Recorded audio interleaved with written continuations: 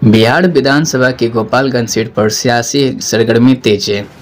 BJP इस seat को हर हाल में जीतना चाहती है। महागठबंधन की ओर से राजद के उम्मीदवार मोहन प्रसाद गुप्ता इस सीट पर उम्मीदवार हैं। वैसे वोट बहुल गोपालगंज में राजद ने काफी सोच समझकर वैसे उम्मीदवार को मैदान में उतारा है। राजद ने सोच रखा था कि परंपरागत यादव और मुस्लिम वोट उसी के पाले में आएंगे। मामला यहीं से यूटर्न हो गया। उधर बीजेपी वैसे वोटों पर अपना कब्जा मानती है। बाकी बचे यादव और मुस्लिम वोटों पर इतरा रही राजद के लिए दो और लोगों की एंट्री ने पार्टी को चिंतित कर दिया है। हम आपको समझाते हैं कैसे। गोपालगंज उपचुनाव में चल रहा प्लस माइनस का गेम। जी हाँ, प्लस माइनस का पूरा गेम आइए आपको समझाते हैं। गोपालगंज सीट पर हो रहे उपचुनाव में शुरुआत में मुकाबला महागठबंधन और बीजेपी के बीच बताया जा रहा था। कुछ दिन पहले तक किसी तीसरे की एंट्री नहीं हुई थी। उसके बाद एक मैदान में 9 प्रत्याशियों ने एंट्री मारी, जिसमें प्रमुख एंट्री रही पूर्व सांसद और विधायक लालू यादव के साले यानी कि साधु यादव की। साधु यादव ने अपनी पत्नी इंदिरा यादव को चुनाव में उतार दिया। दूसरी महत्वपूर्ण एंट्री रही AMIM यानी कि ओवैसी की पार्टी के उम्मीदवार अब्दुल सलाम की। जी हाँ, राजद इन दोनों की एंट्री से पहले यादव और मुस्लिम वोटों पर अपना हक मानकर चल रही थी, लेकिन ओवैसी ने पूरा गेम ही खराब कर दिया। जी हाँ, ओवैसी के उम्मीदवार और बसपा से इंदिरा यादव की एंट्री के बाद पूरी कहानी बदल गई। ओवैसी की एंट्री MY समीकरण को अपनी सियासी संपत्ति मानने वाली राजद की चिंता बढ़ गई है। सियासी जानकार मानते हैं कि साधु यादव ने ऐलान कर रखा है कि पिछले 2 दशकों से लालू परिवार का गोपालगंज से कोई नाता नहीं है। हालांकि लालू परिवार का गोपालगंज जिले में पैतृक घर है, लेकिन साधु उन्हें अब प्रवासी बताते नहीं ठगते हैं।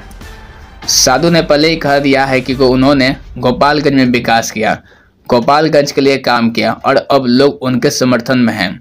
जानकारों की माने तो साधु यादव के लोग कोई और नहीं, जिले का यादव और अति पिछड़ा वोट है, जिसे लेकर साधु आश्वस्त है। अब सवाल यह है कि जब साधु खुद यादव और अति पिछड़ा वोट को लेकर आश्वस्त है, तो फिर तेजस्वी कहां जाएंगे। मामा दे सकते हैं तेजस्वी को बड़ा झटका। तेजस्वी यादव अभी मामा साधु यादव के झटके से उबरे नहीं थे कि गोपालगंज सीट पर असदुद्दीन ओवैसी की पार्टी AMIM की एंट्री हो गई।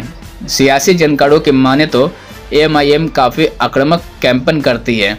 मुस्लिम वोटर उनकी ओर जरूर आकर्षित होंगे। जी हाँ, उम्मीदवार अब्दुल सलाम के मुस्लिम वोटरों में पैठ बताई जा रही है। वे अपने क्षेत्र के ज़्यादा मुस्लिम वोटों को अपने पाले में करने में कामयाब होंगे। अब आप समझिए कि MY समीकरण के सहारे सियासत साधने वाले राजद के हाथ से उसके परंपरागत वोटर खिसक गए। इंदिरा यादव के लिए साधु यादव दिन रात जनसंपर्क चला रहे हैं। यादव वोटरों ने उन्हें पहले भी भरपूर वोट दिया है। इस बार भी वे साधु का समर्थन करने की बात कर रहे हैं। भाई, अब्दुल सलाम की एंट्री के बाद मुस्लिम वोट जो साधु यादव या तेजस्वी को जाते थे, अब जो है सीधा तौर पे AIMM के खाते में जाते दिख रहे हैं। तेजस्वी का बिगड़ता गेम। कुल मिलाकर तेजस्वी के मामा यानी कि साधु यादव और भाईजान यानी कि असदुद्दीन ओवैसी ने मिलकर महागठबंधन का पूरा खेल बिगाड़ कर रख दिया है। हालांकि तेजस्वी JDU के बड़े नेताओं के साथ गोपालगंज में कैंपेन चल रहा है।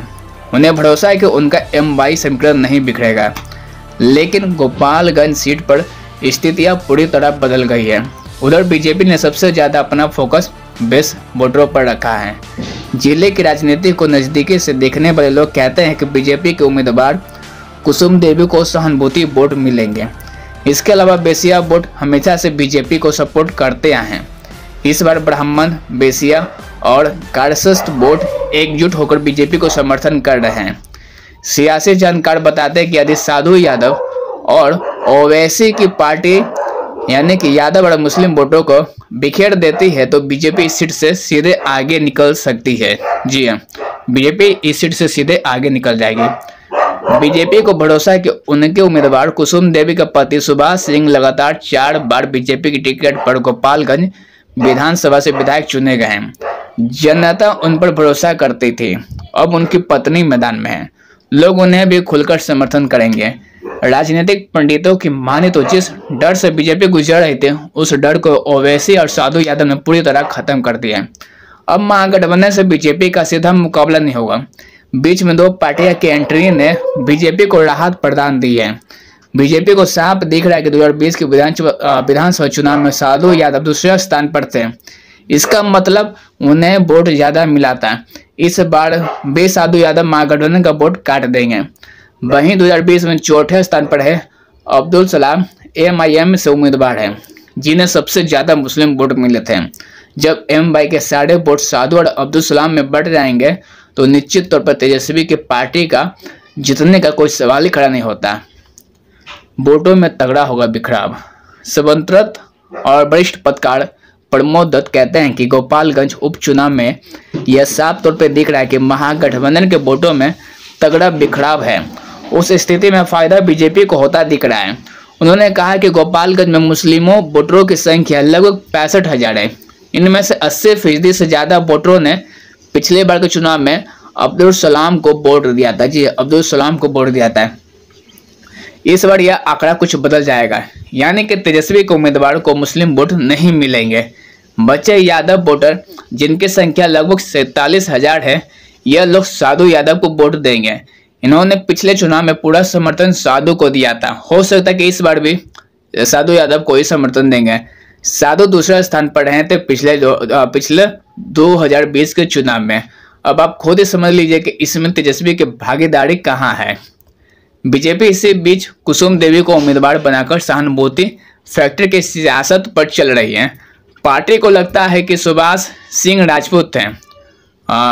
गोपालगंज सीट पर करीब 65,000 सरबन वोटर हैं। यह सारे सरबन और 20 वोट बीजेपी की झोली में जाएंगे। जिस वोट पर तेजस्वी को उम्मीदवार को जीत मिलती, वो वोट पहले ही बढ़ चुकी है। कुल मिलाकर तेजस्वी को उनके मामा और भाईजान ओवैसी ने पूरी तरह अलग थलग कर दिया है। वैश्य जाति बीजेपी के वोटर माने जाते हैं। राजद को थोड़ी बहुत उम्मीद थी कि अपने विश्व उम्मीदवार को मैदान में उतारने से मोहन प्रसाद गुप्ता वैश्य महासंघ के उपाध्यक्ष भी है। राजद के लेकर मात्र उम्मीदवार वैश्य वोटर है। इसके अलावा पार्टी अति पिछड़ा वोट भी अपने पाले में आने की उम्मीद लगाए बैठी है। इसी तरह के तमाम खबरें देखने के लिए फर्स्ट भारत न्यूज को सब्सक्राइब करना ना भूलें।